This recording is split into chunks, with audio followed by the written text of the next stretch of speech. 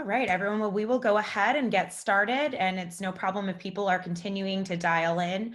But thank you all so much just for joining us again for this is now our third installation of the What's Working series that is particularly focused on virtual K-12 learning resources from across our network. I'm Ashley Zofer. I lead external relations and strategic brand engagement here at STEM Connector. And we have gotten such a wonderful response to this series. And I am just so thrilled that our members are able to come together during these challenging times to share resources and best practices that in the end will help us build a more sustainable and diverse STEM workforce. So while we may be settling into a new normal right now, the challenges remain more prevalent than ever. And it is our sincere hope that while you are all staying safe and healthy, we can continue to collaborate on keeping students engaged in STEM learning at a time where STEM professions may be more relevant than ever before.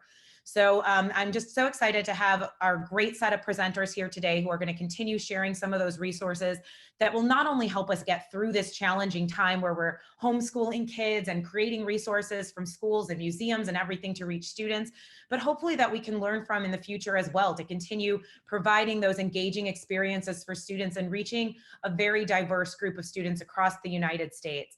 So with that, I am going to turn it over to my colleague, Ted Wells, who will introduce us to the first of four incredible presenters we have today. Ted? Thanks, Ashley, and good afternoon good morning to our friends on the Mountain Time Zone in the West, and thank you for joining us for this third installment, as Ashley said, of our What's Working series to support people's better understanding of virtual resources. I'm Ted Wells. I work in client services at STEM Connector.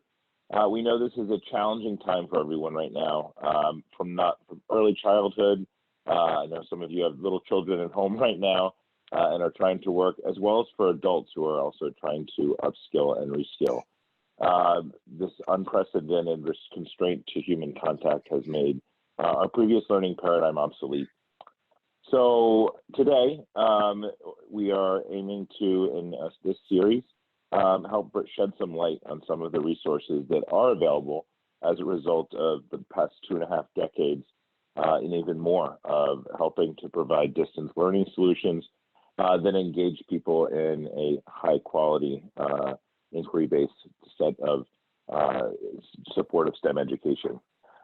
Just a note, next week, we're going to host our another webinar focused on this little different topic. It's going to focus on Discovery Education's newly launched STEM Skills Coalition with speakers from Boeing, the American Petroleum Institute, the Manufacturing Institute, and Discovery Education. So same time, actually no, it's 2 p.m. on April 22nd. And also just stay tuned as we move forward. We are, just like everybody, trying to adapt and provide resources that are relevant and meaningful. In this time in May, we're looking at some new type of content, particularly to engage some of our industry partners who are supporting their communities. So stay tuned, and we may even have one more What's Working in the final weekend of Wednesday of the month. And as always, if you're interested in learning more about our work at STEM Connector and Millionaire Mentors, please reach out to Ashley, myself, or anyone on the STEM Connector team. So today, we're going to hear from first from one of our longtime partners at Learning Blade. Learning Blade is a system of interactive online lessons and printable home activities for 5th to 9th graders, where students learn about STEM and computer science careers. Students can use over 400 online lessons in 12 human-centered missions or stories to explore these careers while reviewing academics. The platform helps ease the transition to distance learning through self-paced lessons that do not require extensive teacher intervention, detailed reporting of student reports, and alternative printable activities for those without internet access. The system has delivered over 3.5 million lessons across the U.S. And today we're going to hear first from Sheila Boynton, who's the president and CEO of Thinking Media. Sheila is an engineer who became a successful educational resource entrepreneur and CEO of Thinking Media. She and her husband Dane have had 4 products, 2 that have been acquired, one by ACT, the testing company, and she leads our Million Women Mentor state efforts and is also just a passionate STEM advocate and a friend. Next, we're going to hear from Anthony Owen, who is with the Arkansas Department of Education and State Director of Computer Science Education. And Anthony serves as Arkansas's State Director of Computer Science. It's a position he created at the request of Governor Asa Hutchinson and housed within the Division of Elementary and Secondary Education at the Arkansas Department of Education. He has served in many roles in educational leadership and is a former math teacher with a law degree, an interesting combination. And he and his wife are huge Disney World fans and visited it 8 times last year, some without their kids. So Sheila, turn it over to you first. Great. Thank you so much, Ted. And thank you to STEM Connector for having us today. I'm just thrilled to be able to share a little bit about what we're doing at Learning Blade to support this time and beyond. And thanks for the introduction. And we can go to the next slide. Just, as Ted mentioned, really Learning Blade is a suite of interactive STEM toolbox. And it really allows us to offer students and teachers and now even parents resources that can be very effective in delivering sort of STEM content. Right now, because of what we're going through, a lot of people aren't sure how to engage with their students. And so Learning Blade is helping to provide that. As Ted mentioned, we do have 400 online academic lessons tied to all 50 state standards. But beyond that, we have many different other types of resources in design thinking, career videos, hands-on projects, 3D printing activities when students get back in school, and the all-important parent piece that I'll talk about in a minute as well. If we go to the next slide, why Learning Blade now? During this time, STEM and specifically STEM career awareness might fall off the map because teachers are very concerned with poor academic practice. But I don't know about you, but we have a lot of our own employees that have told us that a lot of the work that's coming home for students is not enough to keep them busy for more than an hour or two. And so Learning Blade is really able to provide that extension for the day, giving them access to our self-paced lessons, as well as even giving feedback to the teachers on how the students are performing. Additionally, there are a lot of communities that don't have internet access. And so having our printable packets, those are being printed and then provided to students when they come to school to pick up their lunches. We're continually hearing from teachers all across the country that are reporting back to us how effective this has been in helping to have them reach their students. If we go to the next screen, as I mentioned, one of the things we wanted to do at Learning Blade was provide some of these resources to anybody. We currently have 5 statewide contracts, which we're thrilled about. And in those states, anyone can have access at no extra charge. But for the states that don't have that, it's an opportunity for them to experience some of our great content through our downloadable lessons. If you go to learningblade.com/remote, you can download our lessons and you're able to really have interactive, fun experiments for parents to do with their kids that are home and really engage them and talk about STEM in a very robust way. If we go to the next screen. So I mentioned earlier that we do have these great interactive online lessons, and these are really designed to engage students with a lot of different kinds of STEM content. It is targeted primarily at 5th through 9th grade, and we have over 200 hours of curriculum in our system. If we go to the next screen, we've actually developed this with a kind of a mission theme. It allows us to focus on a wide range of careers and technologies. So we look at biomedical, construction, manufacturing. We take a very broad, wide swath at what STEM is.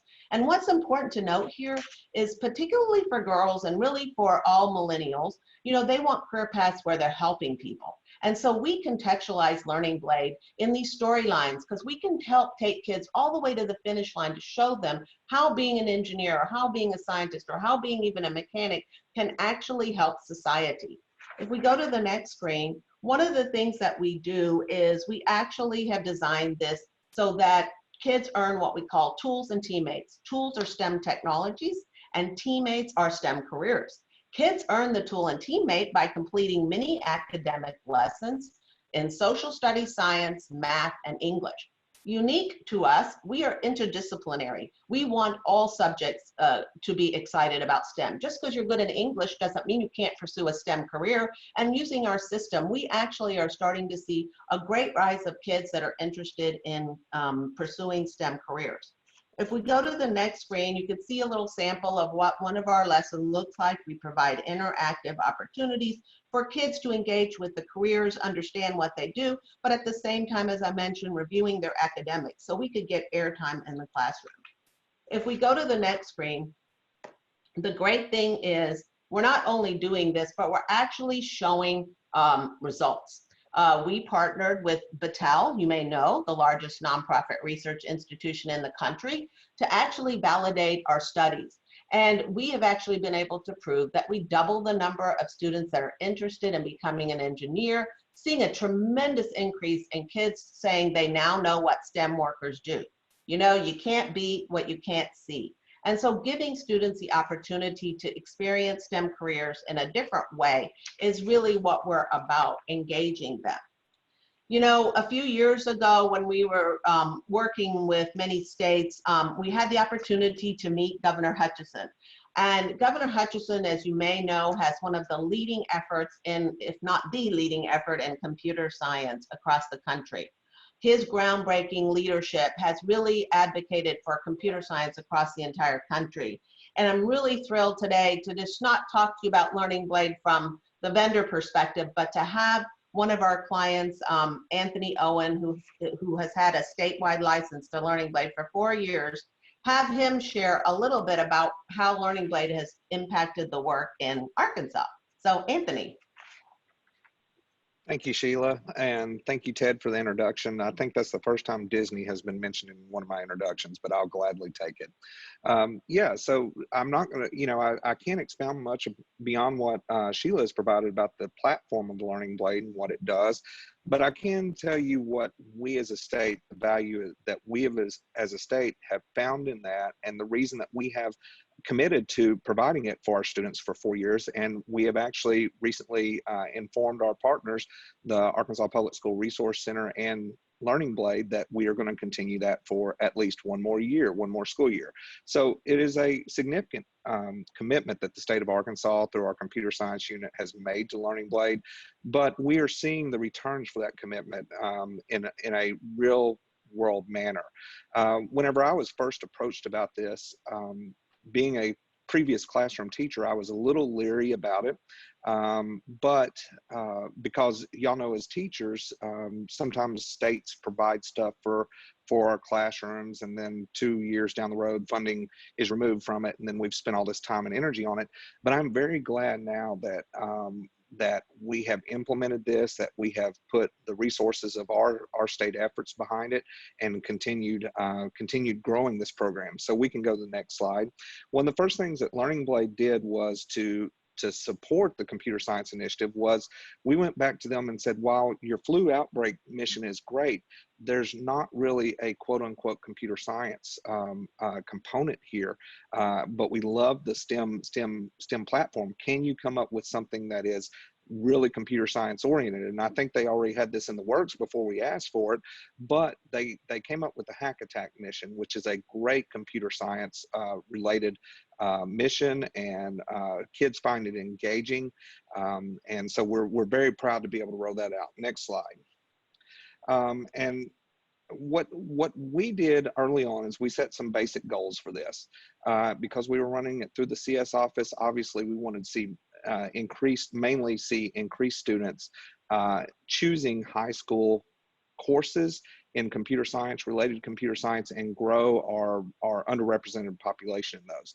And I noticed earlier that Ted said that there had been over 3.5 million online STEM lessons completed.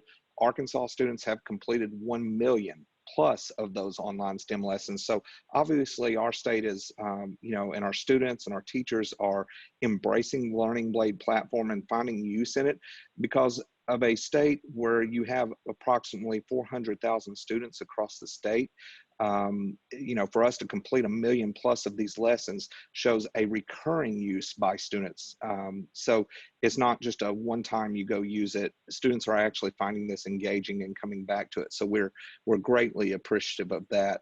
Next slide. And you can see some more of our results there of increases year over year, how we continue to show increase. And then next slide, you can see some of our teachers where they've provided their perspectives of what it has done for them in their classrooms with their students. So really, before we close up and I hand it back to Sheila, I just want to say that our commitment to Learning Blade remains. We are actually in talks right now about our next grant cycle with Learning Blade and our good partners at APSRC, who we run this grant through, that we're going to actually look at a study, third-party independent study over the next year to provide information, tangible information back to our state and state leaders of what direct benefit this is having. Is it having one, which we know it is, but we want to know, we want to be able to report to our stakeholders and our taxpayers what this investment has had and the impact it has had on Arkansas and its future economic base. So with that, I just want to say thank you to everyone. Thanks to STEM Connector for allowing me to be on here and share a few brief thoughts, and turn it back over to Sheila.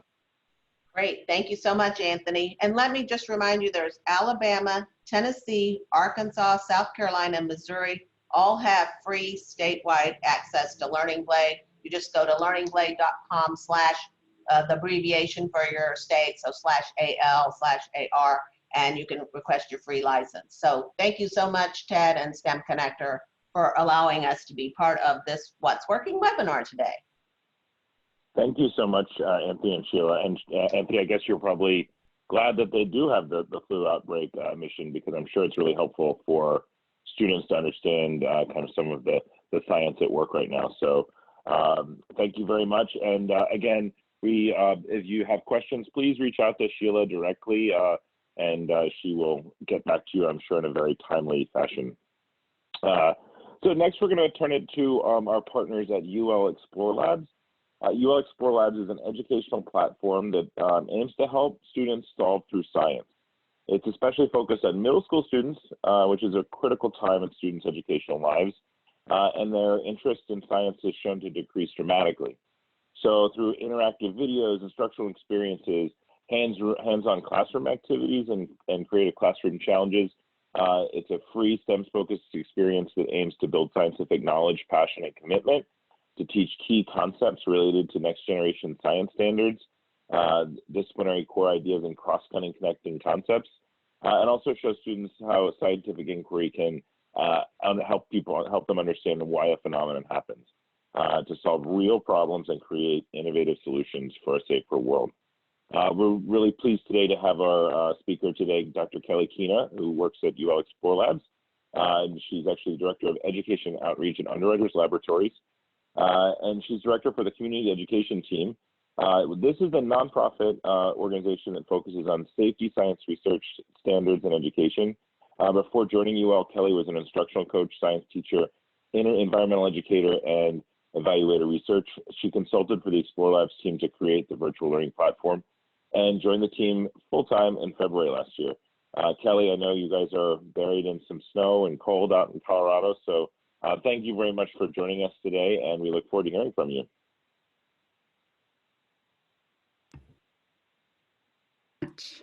Going to, oops. Okay. Oops. Get myself going here. All right, thanks for everybody's patience as I click through all of my things. Here we go. Thank you so much for having me today. Thank you for this webinar. I think what I'd really love to say right now is a massive shout out to all of the teachers who within a 24-hour period went from in-person instruction to online instruction. I made that shift over 5 years and that still seemed short. So you all are doing amazing things, and it's great that STEM Connector can pull us together to introduce some of these virtual resources.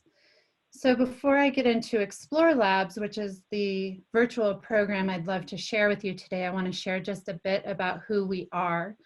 Underwriters Laboratories, as Ted said, is the nonprofit side of UL, which is the safety science company, a global safety science company. The three pieces of our nonprofit side, the three focus areas, are research, standards, and education. And because we are a nonprofit, we do these three endeavors with the hopes of sharing knowledge out into the world. And so this gives us the opportunity to offer our resources free of charge. So because we sit nestled in this space, we have to really think about what is safety and what is safety science. At Underwriters Laboratories, we focus on these three research areas. We have fire safety, which goes core to the history, 125 year history of UL, battery safety, and then we also have chemical safety and human health. And we are expanding currently these research areas as our nonprofit organization grows. So where do we sit? The UL Education and Outreach team works with those researchers in those three areas to take their findings and put them into a space that we can connect with secondary educators.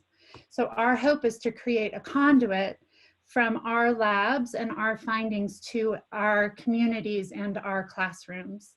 And this is where we have this, this project, this endeavor, this platform called UL Explore Labs. So Explore Labs is that conduit, and here are the structures that we based it on. It's all virtual, it's all online. The modules are deep and wide, so they're intended to trust the teacher to take the bits out of the modules that you need based on either where your students are, the questions that they're asking, or even the standards where you're starting there. The modules are intended to be flexible and adaptive to the needs of the students, as well as student-driven. So when we started this in 2017, we could never have looked forward to the current situation. And what we find is that the resource is very relevant and meaningful to these times because students can do these things in a self-directed way. So students can come into the site, they can clip through it on their own, they can do it guided through a virtual classroom setup, and then there are formative probes throughout that you all as teachers and educators can check in with them. Every module starts with a problem that's relevant to our youth, and then we backfill that knowledge through interactives. There are all printable teacher guides and student guides, and as was said in the presentation before, we find that now, especially with limited access to Wi-Fi, the printable pieces are really important. So what I'd like to do is give you a quick tour through each of our modules to highlight some of what's working, especially in virtual spaces. We have three full modules. Two are focused on battery energy safety and one on fire safety. Our fire safety module is all on forensics, and it's built on the framework of claims, evidence, and reasoning. It features our head directors of our Fire Research Institute, and it has interactives that walk through a fire investigation process. The problem is there's been a fire, you're here to solve it. We backfill with interactives that the students can come into. What is fire? What are fire dynamics? What is fire behavior? This is in the Investigators Academy that they quote unquote graduate from before they go into a burn scene and look for evidence of how and where that fire started. They collect evidence, they decide if that evidence is relevant to their case, and then they can build their claim to support this that can be downloaded and emailed or printed. The idea of Explore Labs from the get-go was to be able to lift up and out of the computer. But because we're all living in our virtual spaces right now, there are 3 investigations that we do that are all video that students can actually take observable data from to understand fire triangle, heat transfer, and ignition, energy, and combustion. I should say too, the fire agencies are really getting on board with this. We have fire agencies and school districts partnering in this. And actually this module is also being used in New York Fire Department to train future fire investigators. So it really does come out of our lab right into this space. The 2 battery safeties. So lithium ion batteries are creating quite a safety issue. And there's a lot of safety science inquiry happening in underwriters' laboratories around these. We have two modules. One is looking at what's the problem of fires caused by hoverboards, which is the phenomenon of thermal runaway. And then the other is, let's look at the lithium-ion battery supply chain. We're so excited. This just launched yesterday, this extraction to e-waste. So we're really pleased to be sharing that today. As a quick clip through portable electrical power, we have one of our engineers and an aspiring engineer, a student, who guide us through. They get to go into the labs at UL and see how the UL scientists push batteries to fail so that we can understand how they fail safely. And then there's interactives like drop the hoverboard from 11 feet and then run it and see what happens. Our newest module is this extraction to e-waste lithium-ion battery supply chain, led by Dr. Tom Chapin and Dr. Judy G. Varajan, our experts in these areas. We look at where do lithium-ion batteries start from the raw resources, and then how do they track all the way through to disposal? And because we want to be relevant to students, we look at the mobile phone as the case. We get to go into cityscapes and understand the prevalence of lithium-ion batteries. I actually challenge everyone to kind of look around you right now and count how many battery-powered devices you have sitting around you. Then we go to looking at where the raw resources come from. We have this very cool time-lapse imagery where we can go into the, look down on the mines and see 30 years of history, and pause at 2007 to see when the iPhone was invented and what happens then. Then we go into the production of the pouch cell battery. We track that globally to where the mobile phones are manufactured. And then we have these nice little GIFs, but we think about what are the transportation risks, because we have to get these things from each node to the next node. And then we can think about the issue of e-waste, which has been declared one of our leading global issues. So what happens when we throw that phone away? But we don't leave them hanging. We bring it back to solutions. In all three modules, we say, what can you do? So there's a lot of agency built into this, but then also aspiration. What are others doing? And there's that another layer of that career path component that we all know is so critical. So it's a quick clip through. I really encourage you all to check out our website. I think in a time like this, our response is exactly what we're doing here. We're collaborating across organizations. We're thinking about how can we be most supportive of educators in this time, not just filling up inboxes with resources to use, but thinking about how we can help and support their use, your use of these resources. So please reach out to us, and you know, we're really working with community feedback. We have a great panel of advisors going, and we would love to hear from you. Thanks again for the opportunity to share this morning. Kelly, thank you so much. That was a fabulous presentation. UL does a great job at making safety sexy, and we really enjoy our partnership with you guys. It really is, you know, I think students can really get why safety is interesting, safety is important, and also those Explore Labs enable students a very comprehensive view of what the concept is. So moving on to our next speaker, we're going to hear from Lab Exchange. And Lab Exchange is an online community that was recently launched for learning, sharing, and collaboration. Labs are a place of exploration and discovery for every field imaginable. And in this spirit, you can discover, engage, and share what you learn on Lab Exchange.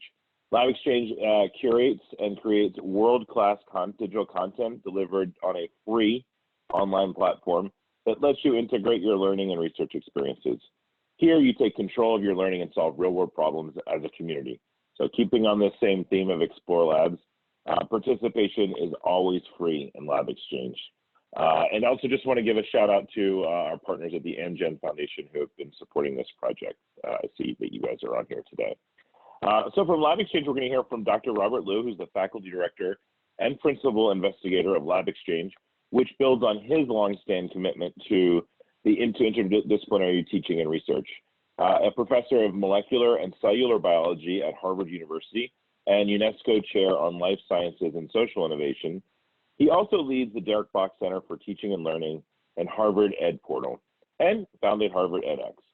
Robert earned his PhD from Harvard and since 1998 has taught undergraduate courses and worked extensively in science outreach. Robert, Dr. Liu, we're looking forward to hearing from you today. Thank you for joining us on this call. I know you're very busy. Thank you, Ted and Alexa. This really is a pleasure.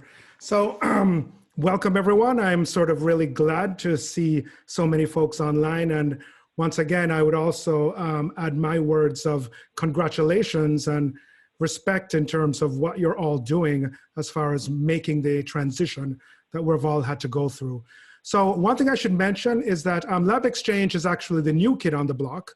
We went public at the end of January. So we haven't even been up for 3 months yet. But I think what we're already seeing is that it is sort of a timely moment in terms of trying to make available the sorts of functionalities that we're really interested in and the learning model that we're focused on.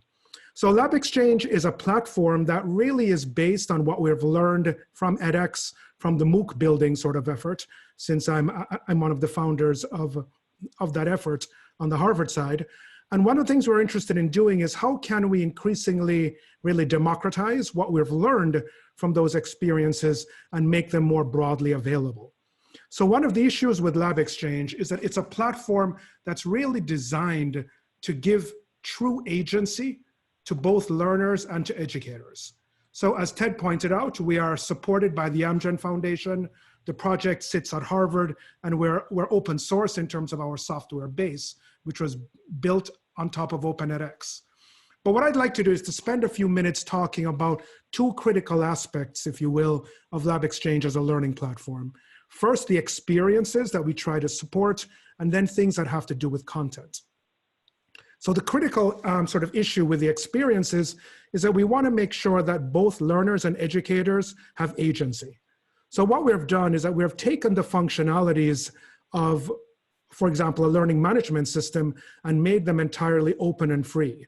So what this means is that you can actually create and run your own classes with the data and the analytics on how your students are doing. You're able to access a library of highly curated and vetted content that you can remix and personalize, but you can add in your own assessments and your own content as well. We've also started to load up quite a bit of material that really help educators develop their teaching skills. And then another critical aspect of the experience is this notion that learning is a collective endeavor. So if you imagine what we've experienced from social networking, imagine a social network that's entirely based on not just what you've learned, but what you've used to teach. So on Lab Exchange, you can create your own profiles, you can set up mentoring relationships, but very importantly, you can share the learning materials, the curriculum, and indeed the research experiences that you've developed. It's important to note that our sweet spot is essentially grade 9 through senior year in college. So we are somewhat older and shifted in terms of the students that we're working with, but we feel that it's a particularly important sort of span, if you will, because it allows us to address that critical moment of the transition from high school to college. So I'm going to be very bold and go into the platform live. And as you know, there's always a risk with going live, but this is Lab Exchange. And in fact, what I'm going to show you is sort of a sense of what you're able to do on Lab Exchange. So here I am in my dashboard as an educator. You can load up all of your own content. And in fact, what I should point out is that what I'm showing you is what I did when I had to do the pivot for my Harvard class from in-person to online. So this is so I used my own platform to do this. And so what's interesting with Lab Exchange is that you can search for content, right? And what that really allows you to do is to in fact choose things from the library, and you can facet it in terms of your search and find what you need, especially in STEM and the life sciences. but you can also set up classes. So these are 3 classes which I've set up. Here's the one that I had to do the pivot. And as you can see, I have 87 students. Because we're in my profile, you can actually add content as the instructor. And what I've done though on LabXchange is in fact take our functionality and created what we call pathways. So a pathway is what you would create for maybe either 1 session or a week. And for those of you that have heard of the chunk and test principle, where you actually break things up into more formative modules, this allows you to mix together your own videos, you can create your own assessments, you can add in documents and slides, etc. You define your learning objectives. But as you can see with my class now, all of the asynchronous materials for the class are now on LabXchange. I'm able to track the progress of my students. I'm able to have my own discussion forums. For the sake of FERPA, I won't be showing you some of these things, as well as the learner records of my students as well. And so this is a functionality that is now completely open to everyone. And so the idea is that you can in fact create your own private online class on the platform. And that one of the things that this really allows you to do is in fact to create your own learning narrative in a way that's truly personalized. And so for us, that's something that's incredibly important.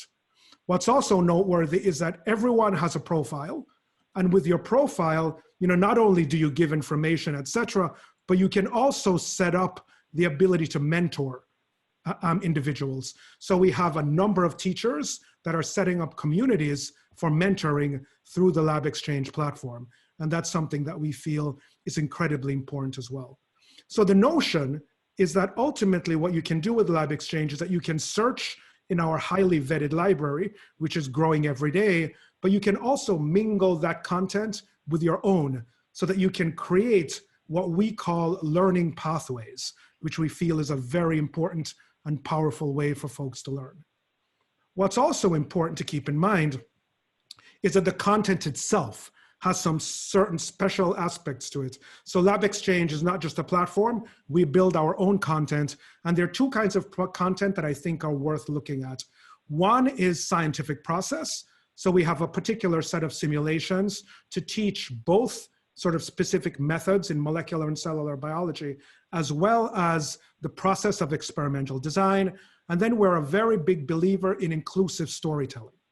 So that if we go back to the platform, what we can see, for example, filtering by content type, is that we have a number of simulations that really allow you to learn specific methods. In this case, restriction enzyme digest. And we have built a very particular structure that's leveled, where there's a learning arc that we have developed, where we start off with context for what you're going to learn. You can explore all of the various materials. Like any good scientist, you need a prediction. You go into the protocol, and then we've created a very lightweight environment where you can actually do the experiment, right? So you can in fact set sort of settings on something, you can pipette, you can do a number of phenomena that allow you to in fact follow the protocol, which is right here. You also have the power to take notes as things go along. And once you've done it, you get your results, you reflect on it, and the system gives you a summary. So this is a particular kind of sort of simulation of the scientific process that we feel is incredibly important. And we've shown working with teachers and students that this can be really remarkably powerful. And then the last thing that I'll show you is we're very interested in trying to make the learning of science inclusive. So we have a very strong partnership with the Journal of Stories in Science, where we have over 100 stories from scientists of various ilks with very different backgrounds that allows us to actually mingle these into our learning pathways so that you're able to search and tell stories, not just about the science, but who actually did the science. And likewise, we're building a whole series of case studies that are done by young scientists that will allow you to do the same. So this is LabXchange. It's sort of a brand new thing. What I'd like to really invite you to do is explore it. It's completely open. It's entirely free. And if you have any questions, you can direct message us on Twitter at LabExchange. You can email us at learn@labexchange.org, and the site is labexchange.org. So jump in, explore. Everything's entirely open. Everything's free. Let us know what you think, and we're very eager to have feedback and collaboration. Thanks a lot, Ted and Alexa. Thank you, Dr. Liu. That was fabulous. I had not seen the simulation of the pipettes and the enzyme simulation. That is really interesting stuff. It looks like something that you would see in a video game, but to support STEM learning. So please check out LabExchange and also our other partners. Today we're going to move on to our final presentation, which is the International Space Station National Laboratory, ISS National Lab. And you might have known this organization as CASIS, the Center for Advancement of Science in Space. And this organization came about as an effort to expand research opportunities, leveraging the unparalleled platform of the International Space Station. It was designated in 2005 by Congress as the final national lab to enable space research and development across a broad range of commercial, academic, and government users. The ISS National Lab is responsible for managing all non-NASA research, and all investigations require the capacity to utilize microgravity for Earth benefits. Now, this unique microgravity research platform is available to U.S. researchers from small companies, research institutions, Fortune 500 companies, government agencies, and others, all interested in leveraging microgravity to solve complex problems on Earth. One of the most prominent goals of the ISS National Lab is to leverage this amazing resource to spark and nurture an interest in STEM education.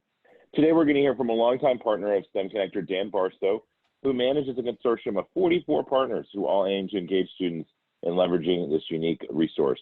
Dan is the Senior Education Manager at ISS National Lab, where he supports large-scale use of the ISS by students, teachers, and the public. Previously, he was Director of Turk Center for Earth and Space Station Education, President of the Challenger Learning Center Network, and Principal Investigator for Windows on Earth. You could say that Dan is a real space guy and a space educator at that point. He has not traveled to space, but he hopes that many of you will become astronauts. And a fun fact, Dan, I hope you share your Disneyland dream anecdote too at some point during this presentation. So Dan, I'll turn it over to you, and thank you so much for taking the time to join us. I know you guys are very busy. Well, thank you. Let me just do an audio check. Can you hear me okay? Sound good. Okay. Well, the International Space Station is such a remarkable platform, not just for science, but for education. Next slide. Orbiting Earth every 92 minutes at an altitude of about 250 miles. It's about the size of a football field. It includes laboratory space for scientists to do work, but also includes the ability for students to design, build, launch, and operate their own experiments. Next slide.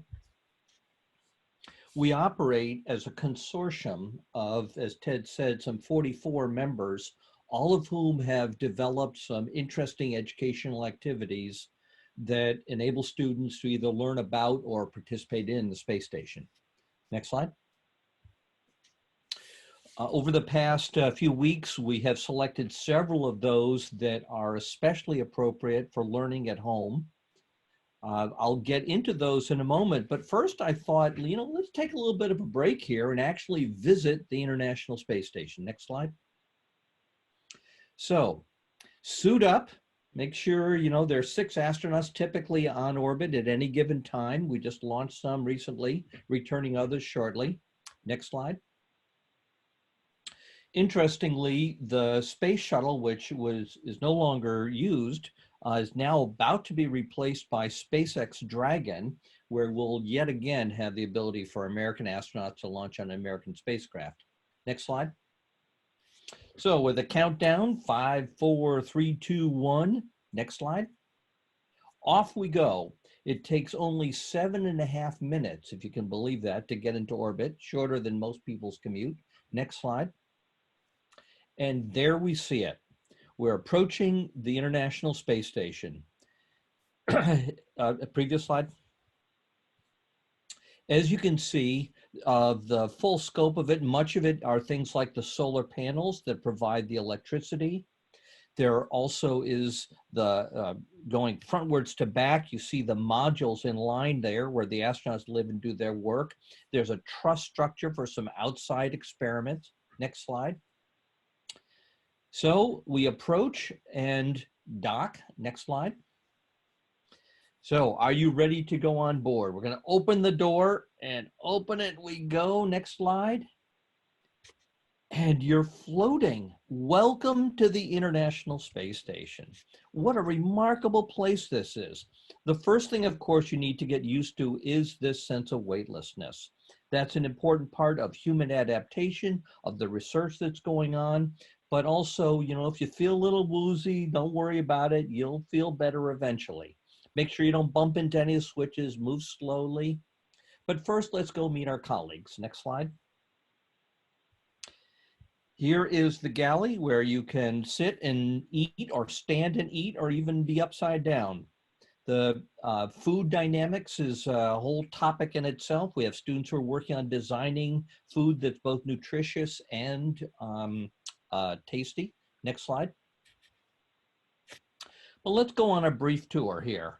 We'll visit several different types of experiments. Next slide. This is what a module looks like when we first launch it. Next slide. And here is after we filled it up with cameras and computers and exercise equipment and packages and so on. It's really a rich, diverse space. Next slide. For example, we experiment with plants. Plants are used to seeds, the roots go down, geotropism, leaves go up, phototropism, but with the 90-minute orbit and the weightlessness, how do the seeds and how to grow? Next slide. That's actually an important part of our research around human food, growing lettuce like this that the astronauts were able to eat. Next slide. And of course, we also have to do exercise, 2.5 hours every day, whether it's on a treadmill or whether it's on a bicycle or a weight machine.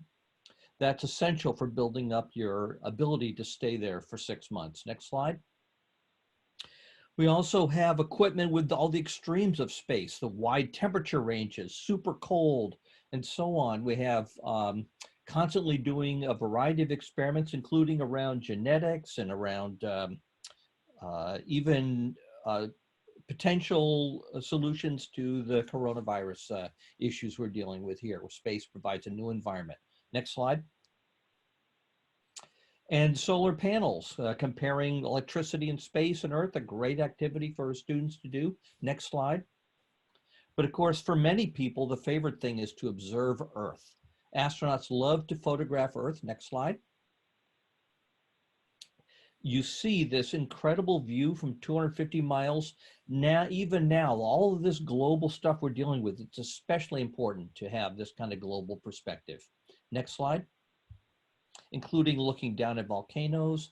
Why don't you go to the next slide, the one after. Next. And even the nighttime view to see the human population. Next slide. Phew, well, it's been a long day, so you get a little bit of rest, your arms floating as you sleep in your little telephone booth size space. Next slide. But now we've got to bring you back down to Earth. So wave goodbye to your crewmates. Next slide. Get back into the spacecraft, turn a few switches. Next slide. And then you come screaming down through the atmosphere. Next slide. Parachutes open up. Next slide. Wham, down, you're back on the ground, safe again. Next slide. And make sure that as you get out, that you're willing to have people help you. And next slide. Carry you on so that you get used to being back on the Earth. Next slide. Well, that's given you quite a tour of the International Space Station. It's officially a U.S. national lab. Now I'd like to shift over and show you some of the activities that we do for Learn at Home. All of them available at spacestationexplorers.org. Next slide. The first one is an ISS STEM guide. Next slide. which has a series of about a dozen activities with simple materials that you can build a model of the space station or do other such ISS-related learning activities. Next slide. Storytime from Space, which has actually gotten a fair amount of visibility. I think 600,000 students have seen this in the past 3 months. Next slide. This is when astronauts read books from space that have kind of STEM themes carrying them through. Here, she's reading this Rosie Revere Engineer. The students love to see these books, and then we have related activities, science-related activities. Next slide. There's another example, the Tomatosphere project, next slide, has students plant seeds, tomato seeds that have been in space that they brought down to Earth and plant to do a comparison of seeds that have been in space or not. Next slide. Another example is the EarthCam project, where students get to control a digital camera flown on the International Space Station. For example, here is a glacier retreating so they can learn about climate change. Next slide. All of this helps the students gain a global perspective, and the fact that they select the targets engages them even more. Next slide.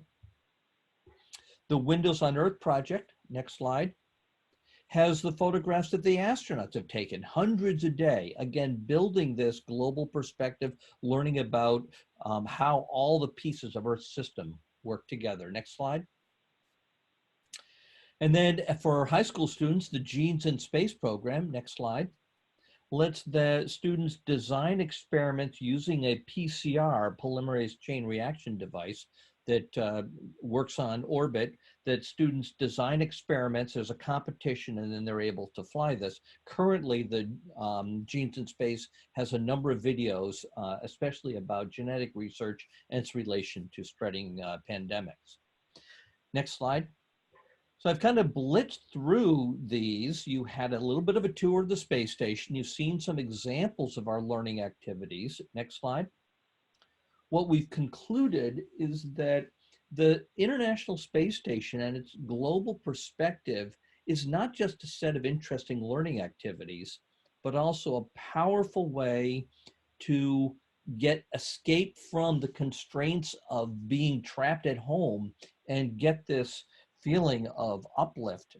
There's an emotional content that's as powerful as its academic content. Next slide.